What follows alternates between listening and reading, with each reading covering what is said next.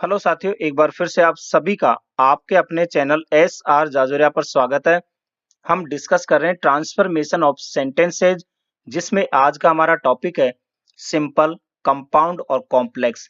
इन sentence को कैसे हम एक दूसरे में ट्रांसफॉर्मेशन करेंगे। देखिए, स्टूडेंट्स बहुत दिनों से इसकी डिमांड भी कर रहे थे और स्टूडेंट्स को लगता है कि ये टॉपिक बहुत ज्यादा कठिन है, लेकिन देखिए ऐसा कुछ नहीं है। ये टॉपिक बहुत सिंपल है और मैं आपको इस तरह से समझाऊंगा कि जिसको एबीसीडी नहीं आती ना, वो भी आसानी से ट्रांसफॉर्मेशन कर सकता है। तो आपसे केवल एक ही रिक्वेस्ट है कि इस वीडियो को आप आखिरी तक देखें। मैं पूरे बेसिक से समझाऊंगा। वैसे तो इसके लिए आपको फाइनाइट, नॉन फाइनाइट क्लॉज, है ना, ये सारी चीजें आपको आनी चाहिए, लेकिन घबराने की जरूरत नहीं है। मैं आपको इसी में सब कुछ समझा दूंगा। तो मैंने कहा बेसिक से शुरू करूंगा। तो सबसे पहले हम देखें सिंपल सेंटेंस क्या होते हैं। सिंपल सेंटेंस ऐसे जिसमें एक सब्जेक्ट और एक प्रेडिकेट होता है। जैसे रवि रीड्स ए बुक, यानी ये सब्जेक्ट है और ये प्रेडिकेट है। यानी सब्जेक्ट के बारे में जो जानकारी दी जाती है वो होता है प्रेडिकेट। क्लियर। अब दूसरी कंडीशन क्या होती है, जैसे दूसरी डेफिनेशन, एक सब्जेक्ट हो और एक फाइनाइट वर्ब। जैसे रवि रीड्स ए बुक, तो रवि यहाँ सब्जेक्ट है और ये एक वर्ब है। इस सब्जेक्ट की जो वर्ब होती है इसे हम फाइनाइट वर्ब कहते हैं। तो एक सब्जेक्ट और यदि एक फाइनाइट वर्ब है तो उसे हम क्लॉज भी कहते हैं। क्लियर है। और यदि वो क्लॉज पूर्ण रूप से यानी इंडिपेंडेंट हो तो हम उसे प्रिंसिपल क्लॉज भी कह देते हैं, या मेन क्लॉज, या इंडिपेंडेंट क्लॉज। जैसे इस तरह से। तो ये सिंपल सेंटेंस जो है एक प्रिंसिपल क्लॉज होती है, इसको हम मेन क्लॉज भी कह सकते हैं या इंडिपेंडेंट क्लॉज भी कह सकते हैं, जो कि अपना एक पूर्ण अर्थ देता है, यानी अपने मीनिंग के लिए किसी दूसरे सेंटेंस, किसी दूसरे क्लॉज पे डिपेंड नहीं होता। क्लियर। इसका स्क्रीनशॉट ले लो। अब मैं आपको कुछ और बेसिक बातें बताऊंगा कि सिंपल सेंटेंस कौन कौन से होते हैं। इसके बारे में मैंने वैसे तो जब सिंथेसिस वाला चैप्टर पढ़ाया था उसका वीडियो भी अपलोड है, आप देख सकते हैं। फिर भी मैं आपको एक बार और बता दूं कि सिंपल सेंटेंस कैसे, किस तरह से शुरू होते हैं, यानी वो कैसे बने हुए होते हैं। देखिए, सिंपल सेंटेंस प्रेजेंट पार्टिसिपल द्वारा बन सकते हैं। प्रेजेंट पार्टिसिपल होता है वर्ब प्लस आईएनजी फॉर्म। जब एक सेंटेंस में इज, एम, आर, वाज, वर हो तो आप बीइंग का यूज करके सिंपल सेंटेंस बना सकते हैं। ठीक है। दूसरा, जब एक ही सब्जेक्ट हो, यानी सब्जेक्ट एक हो काम करने वाला, लेकिन कार्य दो हो, तो दूसरा कार्य पहले के तुरंत बाद हो, तब भी हम प्रेजेंट पार्टिसिपल का यूज करके सिंपल सेंटेंस बनाते हैं। दूसरा, परफेक्ट पार्टिसिपल। परफेक्ट पार्टिसिपल का मतलब होता है हैविंग प्लस वर्ब की थर्ड फॉर्म। यानी जब सब्जेक्ट एक ही हो लेकिन दूसरा कार्य पहले के बाद हो। देखिए यहाँ पे क्या होता है, यहाँ भी दो ही कार्य होते हैं, सब्जेक्ट एक, लेकिन यह कार्य तुरंत होता है। और यहाँ जो है कार्य थोड़ा आराम से होता है, यहाँ कोई जल्दबाजी नहीं होती। नॉमिनेटिव एब्सोल्यूट क्या होती है, सब्जेक्ट हैविंग प्लस वर्ब की थर्ड फॉर्म। यहाँ देखिए सब्जेक्ट अलग अलग होते हैं और दूसरा कार्य पहले के बाद होता है। क्लियर है। तो इस तरह से हम नॉमिनेट एब्सोल्यूट द्वारा भी सिंपल सेंटेंस बनाते हैं। नेक्स्ट है पास्ट पार्टिसिपल। पास्ट पार्टिसिपल क्या होता है, वर्ब की थर्ड फॉर्म, जो कि एक एडजेक्टिव के रूप में यूज की जाती है। इन्फिनेटिव के द्वारा, टू प्लस वर्ब की फर्स्ट फॉर्म के द्वारा। नाउन अपोजिशन के द्वारा भी हम सिंपल सेंटेंस बनाते हैं। नाउन अपोजिशन क्या होता है, जब किसी सेंटेंस में नाउन के बारे में अलग से जानकारी दी गई हो। टू और टू के द्वारा भी सिंपल सेंटेंस बनते हैं, अभी आप देखोगे, आओगे जब पता चल जाएगा। और प्रीपोजिशन विथ ए नाउन, और ये जेरेंड, यानी प्रीपोजिशन नाउन के साथ या फिर जेरेंड के साथ मिलकर भी सिंपल सेंटेंस बनाता है। इसका आप स्क्रीनशॉट ले लो फिर, ताकि आगे बढ़े। नेक्स्ट है कंपाउंड सेंटेंस। देखिए कंपाउंड सेंटेंस क्या होते हैं, दो या दो से अधिक प्रिंसिपल क्लॉज से मिलकर बने हो। तो इन प्रिंसिपल क्लॉज को हम इंडिपेंडेंट भी कहते हैं। क्यों, क्योंकि ये दोनों ही जो है, दोनों क्लॉज होती है एक दूसरे में इंडिपेंडेंट होती है, यानी एक दूसरे पे निर्भर नहीं होती। और इन जो क्लॉज को हम कोऑर्डिनेटिंग कंजक्शन के द्वारा जोड़ते हैं, और जिस सेंटेंस के यानी जिस क्लॉज के आगे कोऑर्डिनेट कंजक्शन लगा होता है उसे हम कोऑर्डिनेट क्लॉज भी कहते हैं। और ये कोऑर्डिनेट क्लॉज भी अपने अर्थ के लिए किसी अन्य क्लॉज पे डिपेंड नहीं होती, मतलब इंडिपेंड होती है। कहने का मतलब कंपाउंड सेंटेंस में दो क्लॉज होती है, दोनों ही प्रिंसिपल क्लॉज होती है, या हम कहें दोनों ही इंडिपेंडेंट क्लॉज होती है, जिसमें एक क्लॉज प्रिंसिपल क्लॉज से कोऑर्डिनेट कंजक्शन द्वारा जुड़ी हुई होती है, तो उसे हम कोऑर्डिनेटिंग क्लॉज भी कहते हैं। अब देखिए, कंपाउंड सेंटेंस बनाने के लिए हम इन कंजक्शंस का यूज करते हैं, जिसे हम ट्रिक में कहते हैं, यहाँ पे लिखा हुआ FANBOYS, फैन वाइज, जैसे for, and, nor, but, or, yet और सो। इनके अलावा compound sentence as well as, still, while, both and, either or, neither nor,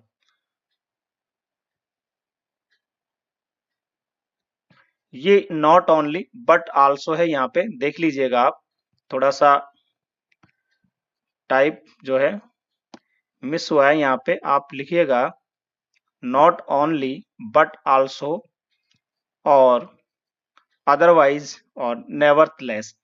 ये कंजक्शन है जिनका यूज हम कंपाउंड सेंटेंस बनाने के लिए करते हैं। क्लियर है? इनमें से ज्यादातर हम इनका ही यूज करते हैं। ये जो है डबल वाली होती है, जिन्हें हम करेलेटिव कंजक्शन भी कहते हैं। अब देखिए, एक एग्जांपल ले लीजिए, Ravi played cricket and Rani played football. देखिए यहाँ पे दो क्लॉज, एक तो है Ravi played cricket, Ravi cricket खेलता है, ठीक है। Rani played football, Rani football खेलती है। दो क्लॉज है ना, दोनों कैसी है? इंडिपेंडेंट, यानी दोनों पूर्ण अर्थ दे रही है। तो ये हमारी है प्रिंसिपल क्लॉज, जिसे हम इंडिपेंडेंट क्लॉज भी कहते हैं। और ये हमारी, ये भी प्रिंसिपल क्लॉज ही है, लेकिन ये क्या है? एंड से जुड़ी हुई है। और एंड क्या है यहाँ पे? ये कौन सा है? कोऑर्डिनेट कंजक्शन है। तो कोऑर्डिनेट कंजक्शन है, इसलिए इसे हमें कोऑर्डिनेट क्लॉज भी कहते हैं। क्लियर? अब देखिए, कोऑर्डिनेट कंजक्शन क्या होते हैं ये भी आप एक बार देख लीजिए, मैं थोड़ा सा बता दूं हल्के से। एक इक्वल रैंक के सेंटेंसेज होते हैं, जैसे क्युमुलेटिव कंजक्शन जो संयोजक जोड़ने के काम आते हैं, जैसे and, both and, as well as, not only but also. इनका मैंने अर्थ भी लिख रखा है, आप देख लेना। एडवर्सेटिव कंजक्शन यानी जो विरोध, अपोजिशन, कॉन्ट्रास्ट दर्शाते हैं, but, still, yet, however, nevertheless, while या व्हेरेज। और इलेटिव कंजक्शन यानी जो परिणाम, रिजल्ट को शो करते हैं, जैसे सो, हेंस, देयरफॉर और फॉर। और चौथा होता है अल्टरनेटिव कंजक्शन, जो चॉइस के लिए हम यूज करते हैं, जैसे और, नॉर, नाइदर, या यहाँ नाइदर है, दो, ये नाइदर दो में से कोई नहीं, और ये आइदर है। यहाँ पे आप इसको देख लीजिएगा, ये जो है यहाँ से आप एन हटा दे तो ये आइदर है, आइदर का मतलब दो में से एक। क्लियर है? इसके अलावा else, otherwise, either or neither nor, ये सभी जो हमारे कोऑर्डिनेटिंग कंजक्शन है, जिनसे हम कंपाउंड सेंटेंस बनाते हैं। स्क्रीनशॉट ले लो, बहुत काम आएगा आगे। कॉम्प्लेक्स सेंटेंस क्या होते हैं? देखिए, कॉम्प्लेक्स सेंटेंस में एक प्रिंसिपल क्लॉज, मतलब एक इंडिपेंडेंट क्लॉज होनी चाहिए, और एक या एक से अधिक सबऑर्डिनेट क्लॉज हो सकती है। सबऑर्डिनेट क्लॉज, ध्यान दीजिएगा, सबऑर्डिनेट क्लॉज जो है ये डिपेंडेंट होती है किस पर? इस प्रिंसिपल क्लॉज पर। अपने पूर्ण अर्थ के लिए प्रिंसिपल क्लॉज पर डिपेंड रहती है। Clear? Subordinate clause subordinate conjunction से शुरू होती है, ये भी आप ध्यान रखिएगा। अब सबऑर्डिनेट कंजक्शन क्या होते हैं वो भी मैं आपको बता देता हूं। ये जितने भी है ये सबऑर्डिनेट कंजक्शन है। इनका यूज किस प्रकार से करना है वो आप आगे अभी समझ जाओगे। पहले आप इसका एक स्क्रीनशॉट ले लो, ताकि आपको किसी प्रकार की कोई दिक्कत ना आए। अब सबसे पहला हमारा स्टार्टिंग करते हैं हम, सिंपल सेंटेंस को कैसे हम कंपाउंड सेंटेंस में ट्रांसफॉर्मेशन करेंगे, और कंपाउंड को कैसे हम सिंपल सेंटेंस में ट्रांसफॉर्मेशन करेंगे। टाइप 1, देखिए, seeing a dog he ran away. ये एक सिंपल सेंटेंस है और मैंने कहा था ना, देखिए ये पार्टिसिपल प्रेजेंट पार्टिसिपल से शुरू हुआ है, वर्ब में आईएनजी है, तो सीइंग ए डॉग, ठीक है, कुत्ते को देखकर वह भाग गया। यहाँ पे देखिए हम क्यूमुलेटिव कंजक्शंस का यूज करेंगे और इससे हम जो है सिंपल से कंपाउंड सेंटेंस बनाएंगे। अब यहाँ एक चीज देखिए आप, मैंने क्या कहा था, सिंपल सेंटेंस में एक सब्जेक्ट होगा और एक फाइनाइट वर्ब होगी। यहाँ देखिए ही एक सब्जेक्ट है और रेन यहाँ एक फाइनाइट वर्ब है, यानी रन की सेकंड फॉर्म है रेन। तो ये क्या है भाई, ये क्या है, एक एक्स्ट्रा आइडिया है जो दिया जा रहा है। तो सीइंग ए डॉग, यहाँ पे ना तो कोई वर्ब है ना कोई सब्जेक्ट है, सब्जेक्ट ये रहा और वर्ब ये रही, तो एक सिंपल सेंटेंस ही कहलाता है। ये तो एक अतिरिक्त यहाँ पे एक आइडिया दिया हुआ है, कहने का मतलब कुत्ते को देखकर वह भाग गया। अब इसे हम बनाएंगे कंपाउंड सेंटेंस में और यूज करते हैं हम कम्युलेटिव कंजक्शंस। इनमें से आप कोई भी कंजक्शन यूज करके बना सकते हो। तो मैं यहाँ एंड ले लेता हूं। तो अब आप बनाइए, देखिए पहले वाला जो हमारा पार्ट था, जैसे सीइंग ए डॉग, इसको आप बनाइए। कैसे बनाओगे, ही रैन अवे, ही सब्जेक्ट है, तो देखिए ये एक तरह से आपको सोचना है, विचार भी करना है, और जितना प्रैक्टिस करोगे उतना ही आपके लिए अच्छा होगा। तो ही सॉ ए डॉग, यानी उसने कुत्ता देखा, एंड और ही रैन अवे, और वह भाग गया। देखिए बन गया ना सिंपल से कंपाउंड। अब यहाँ देखिए ही सॉ ए डॉग, उसने कुत्ता देखा, एकदम अलग सेंटेंस यानी इंडिपेंडेंट हो गया, जिसका पूर्ण अर्थ है। दूसरा ही रैन अवे, यानी वह भाग गया, ये भी एक कंप्लीट सेंस दे रहा है, यानी एक दूसरे के ऊपर ये डिपेंड नहीं है। दोनों सेंटेंस हमारे कैसे हैं, एक तरह से हम कहें दोनों ही प्रिंसिपल क्लॉज है ये। लेकिन ये सेंटेंस एंड से जुड़ा है, जो कि कैसा है, जो कि एक कोऑर्डिनेट कंजक्शन है, इसलिए हम इसे कोऑर्डिनेट क्लॉज भी बोलते हैं इस पार्ट को। क्लियर, ये मैंने यहाँ पे लिखा हुआ भी है, ये कोऑर्डिनेट कंजक्शन से जुड़ा है, तो इसे हम प्रिंसिपल क्लॉज तो ये है ही, क्योंकि दोनों ही प्रिंसिपल होते हैं इसमें कंपाउंड सेंटेंस में, लेकिन कोऑर्डिनेट कंजक्शन से जुड़ा होने के कारण इसे हम कोऑर्डिनेट क्लॉज भी बोलते हैं। क्लियर है, तो उसने कुत्ता देखा और वह भाग गया। क्लियर, ये इसका आप इस तरह से, मतलब कंपाउंड से आप इसे सिंपल भी बना सकते हैं, इस तरह से आप प्रेजेंट पार्टिसिपल का यूज करके। Next, the sun having risen the fog disappeared. देखिए सूर्य उगने पर कुहासा गायब हो गया, मतलब सूर्य उगा और कुहासा गायब हो गया। अब आप सोचिए कैसे सोचें, देखिए द सन हैविंग राइजन, ये क्या है, सब्जेक्ट हैविंग प्लस वर्ब की थर्ड फॉर्म। मैंने कहा था ना इस तरह, ये नॉमिनेटिव एब्सोल्यूट है, जिसके बारे में मैंने बताया था अभी कि सिंपल सेंटेंस कैसे बनते हैं, वो इसलिए बताया था कि आपको दिक्कत ना हो।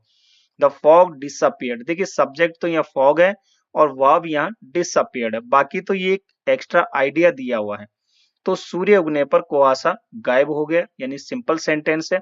अब आप बनाइए, देखिए सिंपल, आप सोचिए ना कि सूर्य उगा और कुहासा गायब हो गया, बस सीधा सा एंड लगा दो ना। तो क्या लिखोगे, the sun rose and the fog disappeared, यानी सूर्य उगा और कुहासा गायब हो गया। कितना आसान है, इनका यूज करके आप बना सकते हो। नेक्स्ट, अब आप एक और एग्जांपल लीजिए, besides being beautiful she is intelligent. तो अभी एक नीचे लिखा था कि सिंपल सेंटेंस बनाने के लिए प्रीपोजिशन के साथ हम जेरेंड या फिर नाउन का भी यूज कर सकते हैं, तो ये वही है, ये प्रीपोजिशन है। तो besides being beautiful she is intelligent, she यहाँ सब्जेक्ट है, इज यहाँ पे एक फाइनाइट वर्ब है, इसके अलावा कहीं भी और सब्जेक्ट वर्ब नहीं है, तो सिंपल सेंटेंस हुआ। सुंदर होने के अलावा या साथ साथ वह बुद्धिमान भी है। क्लियर, अब देखिए इसे हम कंपाउंड सेंटेंस में बनाते हैं कि वह सुंदर भी है और बुद्धिमान भी है। आप कोई सा भी यूज कर सकते हो, देखिए एज वेल एज का भी कर सकते हो, इसका मतलब भी वही होता है कि उसके साथ साथ या उसके अलावा। तो she is beautiful as well as she is intelligent, यानी वह सुंदर होने के साथ साथ वह बुद्धिमान भी है। क्लियर है, इसको अन्य तरीके से भी बनाया जा सकता है, ऐसा नहीं कि एक ही कंजक्शन का यूज कर बनाए। जैसे देखिए आप इसे यूं भी लिख सकते हैं ना, she is not only beautiful but also intelligent, यानी वह न केवल सुंदर है बल्कि बुद्धिमान भी है। मतलब क्या हुआ, ट्रांसफॉर्मेशन का मतलब क्या होता है कि सेंटेंस का जो है मीनिंग चेंज नहीं होता, केवल उसकी ग्रामेटिकल फॉर्म चेंज होती है। देखिए यहाँ भी क्या था, सुंदर होने के अलावा बुद्धिमान है, क्लियर, मतलब सुंदर भी है और बुद्धिमान भी है। वह सुंदर होने के अलावा बुद्धिमान भी है, बात वही है। वह न केवल सुंदर है बल्कि बुद्धिमान भी, यानी दोनों ही है। और आप इसे यूं भी बना सकते हो कि she is both beautiful and intelligent, यानी वह सुंदर और बुद्धिमान दोनों है। तो यहाँ स्ट्रक्चर बदली है, मीनिंग एक ही है, यही तो ट्रांसफॉर्मेशन कहलाता है। अब आप यहाँ कहोगे सर यहाँ तो ठीक है, ये सब्जेक्ट वर्ब है, यहाँ सब्जेक्ट वर्ब है, ये तो हो गए, लेकिन यहाँ तो एक ही सब्जेक्ट और एक ही वर्ब है। लेकिन ध्यान रखिएगा, जब हम इस तरह करेलेटिव कंजक्शन यूज करते हैं तो एक सब्जेक्ट वर्ब हाइड हो जाती है। तो मैंने जैसे यहाँ ब्रैकेट में लिखा, she is not only beautiful but also intelligent, तो आप but also she is beautiful इस तरह भी लिख सकते हैं। तो यहाँ भी सब्जेक्ट वर्ब हो गई, यहाँ भी सब्जेक्ट वर्ब हो गई, इसी तरह यहाँ भी होता है, क्लियर। नेक्स्ट टाइप 2, अब एडवर्सेटिव कंजक्शन का यूज करके देखिए, जो विरोध दर्शाते हैं, अपोजिशन या कंट्रास्ट दर्शाते हैं, कौन कौन से हैं, but, still, yet, however, nevertheless जिनका मतलब है तो भी, फिर भी, या वाहिल या वेहरेज यानी जबकि। In spite of his health he is unhappy. देखिए इन स्पाइट ऑफ का मतलब होता है के बावजूद, के होते हुए भी। तो वेल्थ यानी धन, धन के होते हुए भी, धन के रहते हुए भी, यानी धन के बावजूद भी, ही इज अनहैप्पी यानी वह दुखी है। धन खूब है लेकिन फिर भी दुखी है, अब क्या करे, उसका दुखी है तो है। सेंटेंस कैसा है, सिंपल है, क्लियर है, बात समझ में आ गई ना। तो अब आप देखिए इसको कैसे बनाओगे, विरोध दर्शा रहा है तो आप ये भी कह सकते हो ना कि वह धनवान है फिर भी दुखी है, बात तो वही होगी, धन के होते हुए भी दुखी है। तो इस तरह से आप यहाँ यूज करोगे कौन सा, क्योंकि कंपाउंड सेंटेंस बनाना है तो हमारे पास कुछ लिमिटेड कंजक्शन ही है, ठीक है। कोऑर्डिनेट तो हम यूज कर लेते हैं यट, बट, स्टिल, किसी का भी यूज कर सकते हो यहाँ। जैसे ही इज वेल्दी यानी वह धनवान है, yet, but, still, nevertheless, however, he is unhappy, फिर भी वह दुखी है। तो ये बन गया कंपाउंड सेंटेंस, क्यों, क्योंकि हमें जो है कौन सा यूज करना था, कंजक्शन कोऑर्डिनेट, यट का यूज कर लिया, जैसे ही किया सेंटेंस बन गया कंपाउंड। ये सब्जेक्ट है, ये वर्ब, ये सब्जेक्ट और ये वर्ब दोनों ही फ्री है। ही इज अनहैप्पी यानी कि वह दुखी है, और ही इज वेल्थ यानी वह धनवान है, क्लियर है। इस तरह से आपको सेंटेंस को यहाँ देखना होगा। देखिए यहाँ वेल्थ था, यहाँ वेल्दी है, अंतर ध्यान करिएगा, जब बनाते समय इस तरह आपको कुछ आपको अलग से चेंज करना होता है। यहाँ नाउन के रूप में यूज हुआ है तो यहाँ एडजेक्टिव के रूप में यूज किया गया है। Not with standing his work hard he did not succeed. देखिए नॉट विथ स्टैंडिंग का मतलब भी क्या होता है, के बावजूद, ठीक है, के बावजूद इस सेंस में इसका यूज किया जाता है। तो उसकी कड़ी मेहनत के बावजूद उसे सफलता नहीं मिली। देखिए ये तो एक तरह से एक्स्ट्रा आइडिया दिया जा रहा है, सब्जेक्ट तो यहाँ पे ही और वर्ब यहाँ जो है ये दी हुई है, क्लियर है। अब आप इसको चेंज कीजिए, कैसे भी कर दो, विरोध है, विरोध के लिए कोई भी यहाँ पे यूज कर लीजिए आप। ही वर्क हार्ड उसने कठिन मेहनत की, but he did not succeed फिर भी, तो भी वह सफल नहीं हुआ। तो बट, स्टिल, येट इनमें से आप किसी का भी यूज यहाँ कर सकते हो, इस सेंस में बहुत सिंपल है। नेक्स्ट तीसरा है अल्टरनेटिव कंजक्शन, यानी जो विकल्प देता है और उनके लिए हम इसमें से कोई भी यूज कर सकते हैं सेंस के अनुसार। देखिए Ravi must work hard to pass. अब देखिए रवि यहाँ पे एक सब्जेक्ट है और यहाँ पे ये इसकी वर्ब हो गई यानी मस्ट, और ये ऑक्सिलरी वर्ब, ये मेन वर्ब। तो एक सब्जेक्ट और एक वर्ब है, इसके अलावा कुछ नहीं है। टू पास यहाँ पे टू प्लस वर्ब की फर्स्ट फॉर्म यानी इन्फिनेटिव से बना हुआ है। तो रवि को पास होने के लिए अवश्य कड़ी मेहनत करनी चाहिए। ध्यान रखिएगा ये वर्ब नहीं है, ये इन्फिनेटिव है, क्लियर है। अब आप देखिए कैसे बनाओगे, रवि को पास होने के लिए अवश्य कड़ी मेहनत करनी चाहिए। विकल्प यानी अल्टरनेटिव कंजक्शन यूज करना है, आप इस तरह बना सकते हो, Ravi must work hard, Ravi को अवश्य कड़ी मेहनत करनी चाहिए, और या अदरवाइज ठीक है, नहीं तो अन्यथा ही विल नॉट पास, यानी वह पास नहीं होगा। क्लियर है? You will miss the bus without making haste. तो देखिए, विदाउट मेकिंग हेस्ट यानी तुम जल्दी नहीं करोगे तो तुम्हारी बस छूट जाएगी। तो यहाँ देखिए, विदाउट मेकिंग हेस्ट, इस तरह से भी सेंटेंस बनाए जाते हैं सिंपल, विदाउट के साथ यहाँ पे वर्ब की आईएनजी फॉर्म या डायरेक्ट वर्ब की वी1 फॉर्म भी यूज की जा सकती है। तो यू विल मिस दी बस, चेंज करो, कैसे करोगे? मेक हेस्ट यानी जल्दी करो, अदरवाइज यू विल मिस दी बस यानी कि तुम्हारी बस छूट जाएगी। देखिए कितना आसान है, आपको केवल ये समझना है कि हम कौन सा कंजक्शन यूज करें। Next, one of the two questions is correct, यानी दो में से एक प्रश्न सही है। बताइए कंपाउंड सेंटेंस बनाने के लिए कौन सा कंजक्शन यूज करोगे? दो में से एक, इसके लिए हम क्या यूज करते हैं? आइदर और का। क्लियर है ना? तो यूज कर लो आइदर दिस और दैट क्वेश्चन इज करेक्ट, या तो यह या वह प्रश्न सही है। भाई दो की बात हो रही है ना, तो या तो ये वाला या वो वाला, दोनों में से एक सही है। तो इस तरह से आप इनको सिंपल से कंपाउंड में बना सकते हो। नेक्स्ट है फोर्थ टाइप, इलेटिव कंजक्शन, यानी जो परिणाम को दर्शाते हैं। सो हेंस देयरफॉर और फॉर। जैसे the teacher punish the boys for disobedience. अध्यापक ने लड़के को अवज्ञा के लिए दंडित किया, यानी डिसओबीडियंस यानी आज्ञा नहीं मानने के कारण उसको दंडित किया गया। सिंपल सेंटेंस है, क्यों? क्योंकि एक सब्जेक्ट है और एक वर्ब है। ठीक है, इसके अलावा तो बाकी और जो है अलग चीज दी हुई है।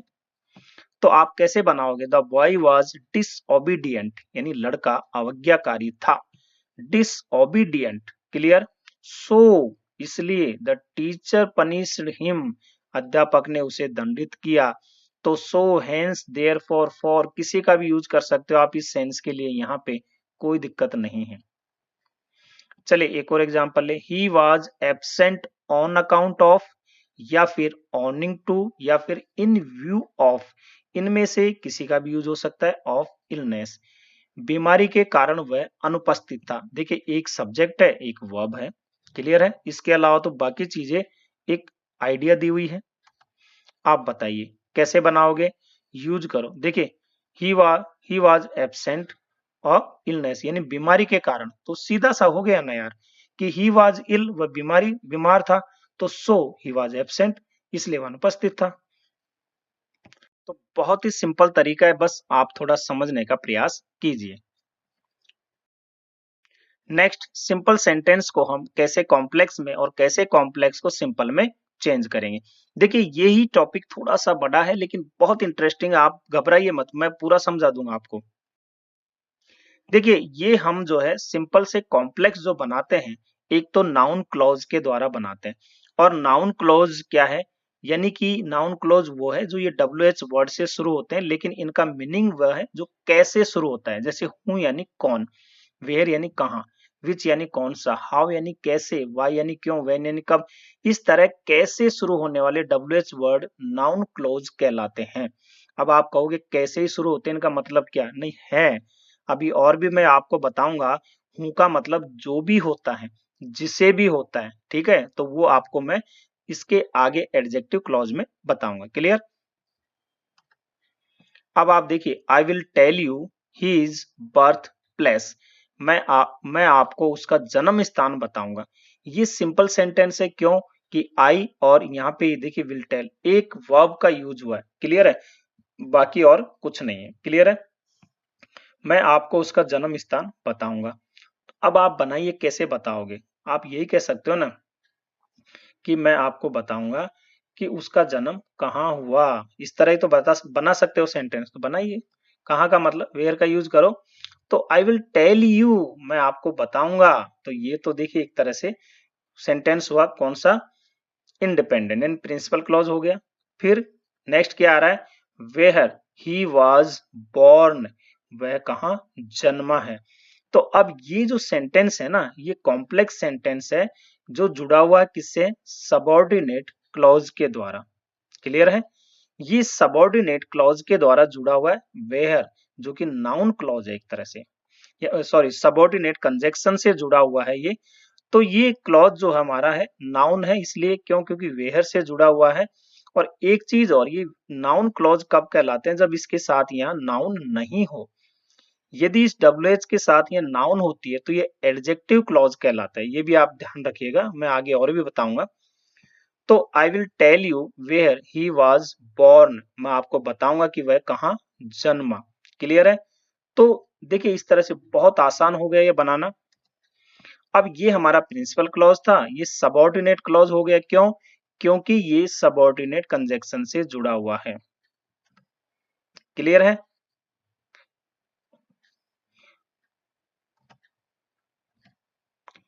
No one knows his name, कोई उसका नाम नहीं जानता, कोई उसका नाम नहीं जानता।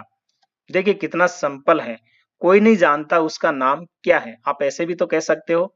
तो no one knows principal clause है, कोई नहीं जानता उसका नाम क्या है, क्या के लिए व्हाट का यूज करोगे, व्हाट हिज नेम इज, कोई नहीं जानता उसका नाम क्या है।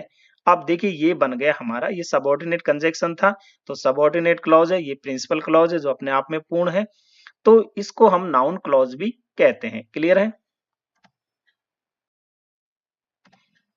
नेक्स्ट नाउन क्लॉज के और एग्जांपल देख ले। She inform me of her illness, यानी उसने मुझे उसकी बीमारी के बारे में बताया। क्लियर? कैसे बनाओगे? सी इन्फॉर्म मी यानी उसने मुझे इन्फॉर्म किया, दैट कि सी वाज इल यानी वह बीमार था। तो दैट हमने यहाँ कंजक्शन का यूज किया जो कि कौन सा है, सबऑर्डिनेट कंजक्शन है। तो ये हमारा सबऑर्डिनेट क्लॉज बन गया और ये प्रिंसिपल क्लॉज है। Next adjective clause. Adjective clause भी वही है जो WH वर्ड से शुरू होते हैं, लेकिन यहाँ इनके मीनिंग कुछ और होते हैं, ये आपको ध्यान रखना है। जैसे हुम का जो जिसे, विच यानी जो जिसे जिसने, हुज यानी जिसका जिसकी, वेयर यानी जहां, और वेन यानी जब, वाट यानी जो कि जो कुछ या जितना, और दैट यानी जो कि। क्लियर है? दिस इज माई ऑफिस, ये मेरा ऑफिस है। देखिए सिंपल सेंटेंस है, आपको बनाना है इसे सिंपल को कॉम्प्लेक्स में। कैसे? कोई भी सबऑर्डिनेट क्लॉज का यूज करके, हम एडजेक्टिव क्लॉज यूज कर रहे हैं। दिस इज माई ऑफिस, ये मेरा ऑफिस है। कैसे बनाओगे? देखिए कुछ अदर वर्ड हमें जोड़ने होते हैं सेंस के अनुसार, तो आप क्या कहोगे? This is my office where I work, जहां मैं कार्य करता हूं। क्लियर है ना? बनाइए, this is my office, clear है, वेयर आई वर्क, जहां मैं काम करता हूं। देखिए मैंने एक चीज आपको बताई थी अभी नाउन क्लॉज में, कि जब एडजेक्टिव क्लॉज का यूज WH के रूप में होता है तो उससे पहले यहाँ नाउन जरूर आती है। क्लियर है ना? ये नाउन जरूर आती है और इस नाउन के बारे में अलग से बताया जा रहा है, तो वही हमारा एडजेक्टिव होता है। तो यहाँ जो है नाउन जरूर आती है, यदि नाउन के साथ ये WH वर्ड का यूज है तो वो एडजेक्टिव क्लॉज होगा। क्लियर है ना? He told me the time of his departure, यानी उसने मुझे उसके जाने का समय बताया। बताइए, बनाइए, he told me the time, उसने मुझे वह समय बताया, व्हेन ही वुड डिपार्च, जब वह प्रस्थान करेगा। तो यहाँ देखिए व्हेन के साथ टाइम यानी नाउन का यूज हुआ है, तो ये एडजेक्टिव क्लॉज हो गया और सेंटेंस बन गया हमारा complex. Next, he is a man of great knowledge, यानी वह महान ज्ञानी आदमी है। सिंपल सेंटेंस है क्योंकि एक सब्जेक्ट और एक वर्ब है। कैसे बनाओगे? He is a man who has great knowledge, यानी वह आदमी है जो महान ज्ञान रखता है। हु का मतलब यहाँ जो है, क्यों? क्योंकि इससे पहले नाउन का यूज हुआ है, तो ये एडजेक्टिव क्लॉज है। सेंटेंस बन गया हमारा कॉम्प्लेक्स। क्लियर है? तो यहाँ देखिए ये सब्जेक्ट हो गया, वर्ब हो गई, यहाँ भी हूँ सब्जेक्ट हो गया है, यहाँ हैज क्या हो गई, वर्ब हो गई। Clear? He bought his uncle's library, यानी उसने अपने चाचा की लाइब्रेरी खरीदी। बनाओ, कैसे बनाओगे? He bought the library which belong to his uncle, तो उसने पुस्तकालय खरीदा जो उसके चाचा का था। तो मैंने कहा ना कुछ शब्दों को आपको अपनी तरफ से ऐड करना पड़ेगा, तब जाके इस तरह के सेंटेंस बनते हैं। नेक्स्ट आता है एडवर्ब क्लॉज। देखिए प्रत्येक एडवर्ब क्लॉज के बारे में आपको बताऊंगा, तो घबराने की जरूरत नहीं है। एडवर्ब क्लॉज जब टाइम वाले हो, जैसे I get up at sunrise, मैं सूर्योदय के समय उठता हूं, ये सिंपल सेंटेंस है। यदि सेंटेंस में इस तरह के सेंटेंस में देखिए समय से संबंधित हो और यदि प्रेजेंट पार्टिसिपल का यूज हुआ हो तो आप एज सून एज या नो सूनर देन का यूज करें, ये आपके लिए ट्रिक्स है। यदि परफेक्ट पार्टिसिपल का यूज हुआ हो तो आप बिफोर या आफ्टर का यूज करें। क्लियर है? परफेक्ट पार्टिसिपल क्या होता है? हैविंग प्लस वर्ब की थर्ड फॉर्म। या फिर इंफिनेटिव का यूज हुआ हो रीजन और टाइम के साथ तो आप व्हेन का यूज करें। और एट, इन, ऑन इस तरह के प्रीपोजिशन का यूज हुआ हो तो भी आप व्हेन का यूज करें। तो इस सेंस में यहाँ देखिए एट आया है समय के साथ। I get up at sunrise, मैं सूर्योदय के समय उठता हूं। आप बनाइए इसको कॉम्प्लेक्स में। किसका यूज करोगे? एट आया है, आप व्हेन का यूज करो। तो आई गेट अप, मैं उठता हूं, व्हेन द सन राइजेज, जब सूर्य उदय होता है। तो ये सब्जेक्ट वर्ब, ये सब्जेक्ट और ये वर्ब कॉम्प्लेक्स बन गया। तो आई गेट अप, मैं उठता हूं, व्हेन द सनराइज, जब सूर्य उदय होता है। तो देखिए ये इसके ऊपर डिपेंड है। क्लियर है? तो ये हो गया आपका इन डिपेंडेंट क्लॉज, जो कि एक सबऑर्डिनेट क्लॉज है। Next, I was glad to see him, यानी उसे देखकर मुझे खुशी हुई। क्या है? I was to see him, to see यानी इन्फिनेटिव का यूज हुआ है तो आप व्हेन का यूज करें। तो I was glad when I सा हिम, मैं खुश हुआ जब उसे देखा। Seeing a lion, C ran away, ये क्या है? प्रेजेंट पार्टिसिपल का यूज हुआ। सीइंग यानी वर्ब में आईएनजी। तो जब प्रेजेंट पार्टिसिपल का यूज होता है तो मैंने क्या कहा? एज सुन एज या नो सूनर देन का आप यूज करें। तो सीइंग ए लॉयन यानी शेर को देखकर ही रैन अवे यानी वो भागा। तो आप कैसे लिखोगे? इसको बना दीजिए, आप कंजक्शन के साथ जोड़ोगे तो एज सुन एज ही सा ए लॉयन, यानी जैसे उसने शेर देखा, ही रैन अवे यानी कि वह भागा। अब बन गया आपका कॉम्प्लेक्स सेंटेंस। क्लियर है? या सब्जेक्ट, ये वर्ब, ये सब्जेक्ट और ये वर्ब, और ये इसके ऊपर डिपेंड हो गया।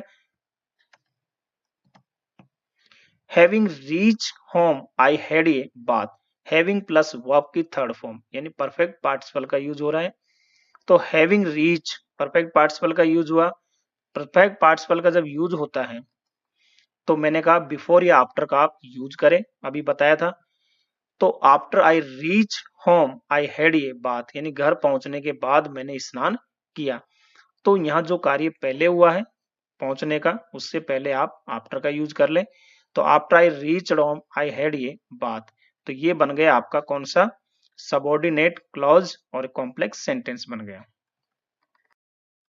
नेक्स्ट, एडवर्ब क्लॉज जो प्लेस से शुरू हो, यानी जो प्लेस के बारे में बताए। तो यहाँ पे देखिए यदि प्लेस समवेयर, नोवेयर, एनीवेयर या एवरीवेयर शब्दों का यूज होगा उसमें, तो आप वेयर या वेरेवर किसी का भी यूज कर सकते हो।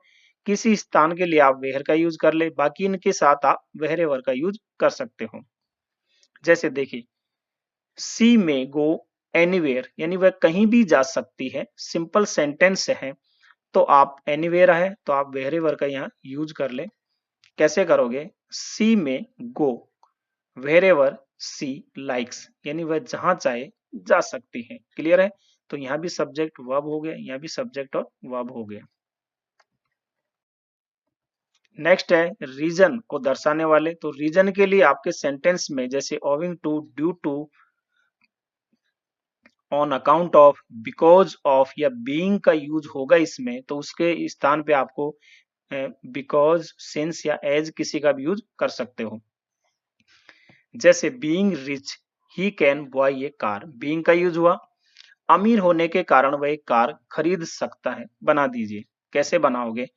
तो यहाँ पे देखिए ये वाला जो पार्ट है आप इसको किस में बना दो? सबऑर्डिनेट में बना दो। ठीक है?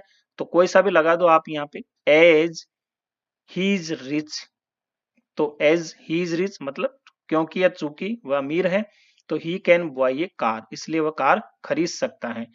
आप यहाँ बिकॉज भी लगा सकते हैं, लेकिन ध्यान रखिएगा बिकॉज हम सेंटेंस के बीच में यूज करते हैं, तो इसके लिए आपको पहले ये लिखना पड़ेगा, he can buy a car because he is rich. Next, owing to illness he was absent, देखो ओवनिंग का यूज हुआ है, ये हमने कहा था, तो आप इनमें से किसी का यूज करो। बीमारी के कारण वह अनुपस्थित था, तो बना दीजिए he was absent because he was ill, वह अनुपस्थित था क्योंकि वो बीमार था इसलिए। तो देखिए बहुत आसान है, और बिकॉज का मैंने कहा कि इसके बीच में यूज करते हैं। अगर आप एज या सिंस का यूज करते तो आप यहाँ पहले कर सकते थे, यानी इस पार्ट को उठा के आप यहाँ ले जाते इसकी तरह। Clear. Next adverb clause result वाले। देखिए रिजल्ट वाले में क्या होता है, एडजेक्टिव के साथ एनफ और इन्फिनेटिव यानी टू प्लस वर्ब की फर्स्ट फॉर्म, या फिर टू प्लस एडजेक्टिव फिर टू और इसके बाद वर्ब की फर्स्ट फॉर्म। तो आप सो दैट का यूज करें क्योंकि रिजल्ट बताते हैं। जैसे he is too weak to stand, simple है, वह इतना कमजोर है कि खड़ा नहीं हो सकता। तो ये वाला पैटर्न लागू हुआ यहाँ पे। बनाओ कैसे, ही इज सो वीक, वह इतना कमजोर है, that he can not stand, यानी सो दैट का आपको यूज करना है। सेंटेंस बन गया ये complex. She runs fast enough to win this race. तो देखिए क्या यूज हुआ यहाँ पे, एडजेक्टिव या एडवर्ब, इसके बाद एनफ, टू और वर्ब की फर्स्ट फॉर्म। तो आप सो दैट का यूज करें।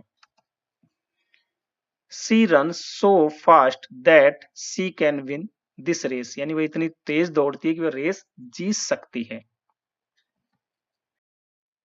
नेक्स्ट कंडीशन के लिए, जैसे ओनली आ सकता है सब्जेक्ट में विदाउट के साथ नाउन, या विदाउट के साथ वर्ब में आईएनजी, बाई प्लस वर्ब के साथ आईएनजी, तो आप अनलेस इफ इन केस इनका यूज कर सकते हैं। जैसे by working hard you will be successful, यानी कठिन परिश्रम करके तुम सफल होंगे। तो बाई प्लस वर्ब में आईएनजी आया ना, ये वाला पैटर्न हमारा बनाइए। तो आप इफ का यूज कर ले, if you work hard you will be successful, यदि तुम कठिन परिश्रम करोगे तो सफल होंगे। क्लियर है। तो जिसके साथ ये हमारा सबऑर्डिनेट कंजक्शन लगा वो तो पार्ट हो गया हमारा सबऑर्डिनेट क्लॉज, और उसके अलावा जो दूसरा है वो principal clause. Without work hard या विदाउट वर्किंग हार्ड, ये वाला पैटर्न, विदाउट के साथ नाउन या विदाउट के साथ वर्ब में ING. Without work hard you can not be successful, यानी बिना कठिन परिश्रम के तुम सफल नहीं होंगे। तो आप देखिए नेगेटिव सेंस दे रहा है, तो नेगेटिव के साथ आप अनलेस का यूज कर सकते हो, क्योंकि अनलेस अपने आप में एक नेगेटिव होता है, तो अनलेस के साथ हमें नॉट नहीं लगाना पड़ता। तो unless you work hard you can not be successful, यदि तुम कठिन परिश्रम नहीं करोगे तो सफल नहीं होंगे। तो यहाँ पे नहीं भी लिखना था हमें, यदि तुम कठिन परिश्रम नहीं करोगे तो सफल नहीं होंगे, क्योंकि अनलेस अपने आप में एक नेगेटिव वर्ड होता है, इसके साथ नॉट नहीं लगाना पड़ता। ओनली इंडियंस आर अलाउड, केवल भारतीयों को अनुमति है, ओनली आया है, इनमें से यूज कर दो आप। जैसे if you are an Indian, यदि आप एक भारतीय हैं तो यू कैन बी अलाउड, यानी आपको अनुमति दी जाती है। इस तरह से आप सिंपल से कॉम्प्लेक्स बना दोगे। नेक्स्ट है कॉन्ट्रास्ट के, यानी विरोध के लिए। इसके लिए in spite of, despite of, instead of या नॉट विथ स्टैंडिंग, इस तरह के शब्दों का यूज होगा सेंटेंस में। जैसे not with standing his problem he is trying again, तो आपको आल दो या इवन दो में से किसी का यूज करके कॉम्प्लेक्स में बना देना है। अपनी समस्याओं के बावजूद भी वह फिर से कोशिश कर रहा है। तो देखिए आल्दो ही हैज प्रॉब्लम्स, ठीक है, इसको चेंज कर दो इसमें, Aldous he has problems he is trying again, complex बन गया। हालांकि यद्यपि उसे समस्याएं हैं फिर भी वह फिर से कोशिश कर रहा है। In spite of his wealth he is unhappy, यानी धन के होते हुए भी वह दुखी है। इन स्पाइट ऑफ का यूज हुआ है, आप इनमें से किसी का यूज कर दे क्योंकि ये कॉन्ट्रास्ट को दर्शा रहा है। तो आल्दो या even if he is wealthy he is unhappy, हालांकि वह धनी है फिर भी दुखी है। नेक्स्ट पर्पज के लिए, देखिए पर्पज के लिए इन्फिनेटिव से शुरू होगा कोई, या फिर प्रीपोजिशनल फ्रेज होगी, यानी कोई प्रीपोजिशन होगा और उसके साथ अदर वर्ड होंगे। तो आप so that, in order that या लेस्ट शुड का यूज करें। जैसे वी ईट टू लिव, हम जीने के लिए खाते हैं। वैसे भी देखिए पता चल रहा है पर्पज है, उद्देश्य है कि हम क्यों खाते हैं, जीने के लिए। तो इन्फिनेटिव आया है टू प्लस लिव, तो आप इनका यूज करें। वी ईट हम खाते हैं, so that we may live हम खाते हैं जिससे कि हम जिंदा रह सके, सो दैट का यूज किया, कॉम्प्लेक्स बन गया। Work hard to avoid failure, असफलता से बचने के लिए कठिन मेहनत करें, तो कैसे बनाओगे, work hard लेस्ट you should fail. देखिए इस सेंस में हम सो दैट का यूज भी कर सकते हैं, लेकिन अगर आप लेस्ट का यूज करते हो तो आपको शुड का यूज यहाँ करना ही है।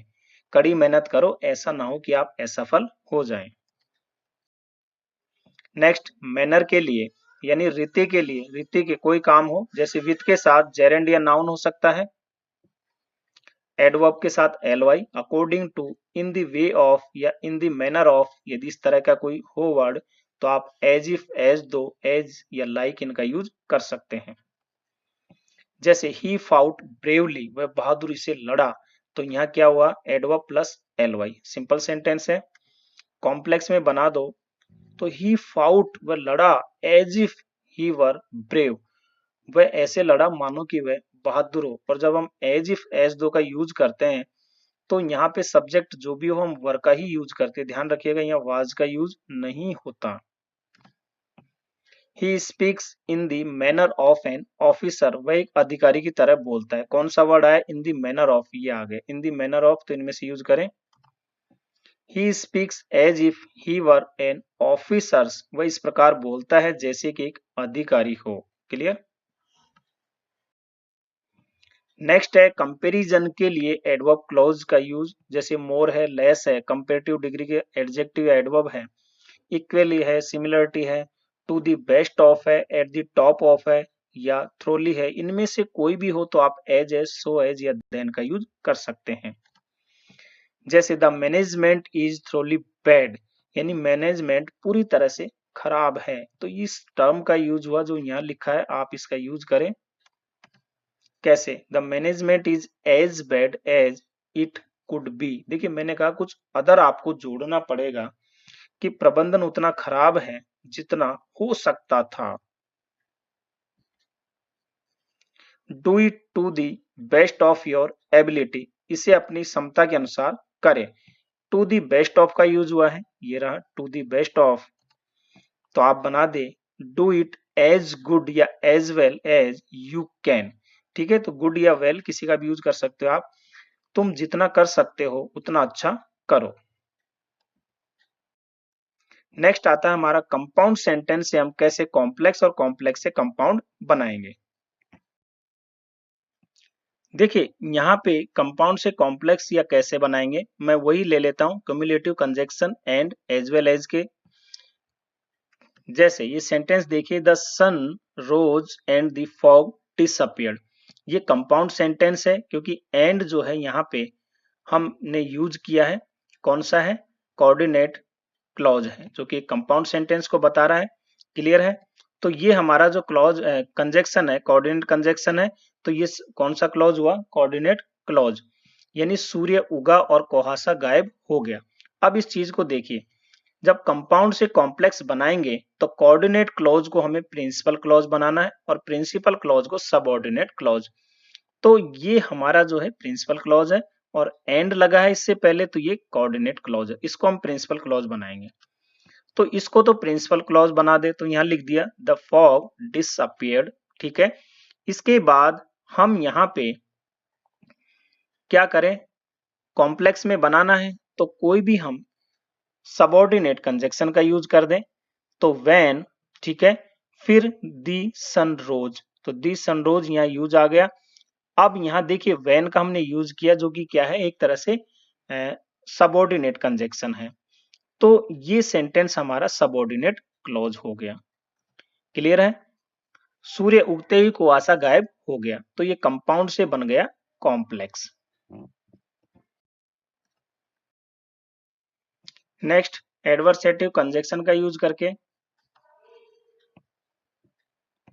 जब कंपाउंड सेंटेंस में इस तरह का कोई कंजक्शन दिया हुआ हो, जैसे he work hard but he did not succeed, उसने कठिन मेहनत की फिर भी तो भी वह सफल नहीं हुआ, आप बना दीजिए क्योंकि ये विरोध को दर्शा रहा है, तो आप यहाँ क्या करोगे, इस वाले को तो बना दोगे कौन सा, यहाँ जो सेंटेंस है ये तो प्रिंसिपल क्लॉज बन जाएगा आपका, और ये वाला जो था प्रिंसिपल क्लॉज ये कौन सा बन जाएगा आपका subordinate clause.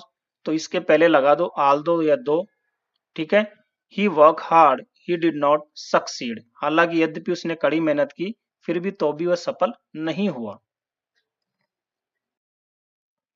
Next alternative conjunction का यूज के द्वारा सेंटेंस दिया हुआ हो कंपाउंड वाला, जैसे रवि वर्क हार्ड और he will not pass, Ravi कठिन मेहनत करता है नहीं तो अन्यथा वह पास नहीं होगा। बना दीजिए क्योंकि ये इस तरह से कंडीशन लगा के बन जाएगा। तो if Ravi do not work hard he will not pass, इसको आप अनलेस से भी बना सकते हो, लेकिन जब अनलेस से बनाओगे तो यहाँ नॉट लगाने की जरूरत नहीं पड़ती क्योंकि अपने आप में नेगेटिव होता है।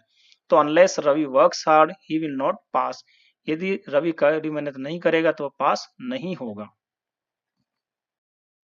नेक्स्ट इलेटिव कंजक्शन से सेंटेंस दिया हुआ हो कारण वाला, जैसे he was ill so he was absent, वह बीमार था इसलिए वह अनुपस्थित था। तो आप बना सकते हो ही वॉज एब्सेंट क्योंकि ये बन जाएगा हमारा प्रिंसिपल क्लॉज, फिर बिकॉज ही वॉज इल। आप यहाँ एज से भी बना सकते हो लेकिन इसको आपको पहले लिखना पड़ेगा, as he was ill he was absent, वह अनुपस्थित था क्योंकि वह बीमार था। अब देखिए लास्ट में समरी और देख लीजिए आप एक बार, ये एक सिंपल सेंटेंस है, ही was absent on account of illness, यानी बीमारी के कारण वह अनुपस्थित था।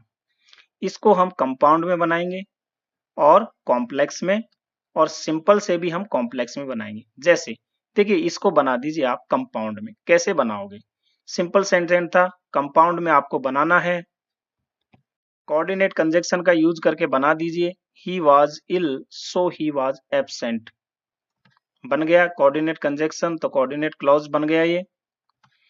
अब आपको इसे कॉम्प्लेक्स में बनाना है तो आप कैसे बनाओगे, सबऑर्डिनेट क्लॉज का यूज करना पड़ेगा। तो he was absent because he was ill, ये हमारा सबऑर्डिनेट क्लॉज है, कंजक्शन है तो ये सबऑर्डिनेट क्लॉज बन गया। इसको हम ऐसे बना सकते थे, as he was ill he was absent, वह अनुपस्थित था क्योंकि वह बीमार था। तो मैंने आपको पूरा पैटर्न समझा दिया है, अब किसी प्रकार की दिक्कत नहीं होनी चाहिए।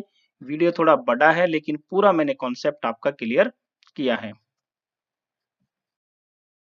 पसंद आया हो तो लाइक और शेयर जरूर करें, यदि आप चैनल पे नए हैं तो इसे सब्सक्राइब कर ले।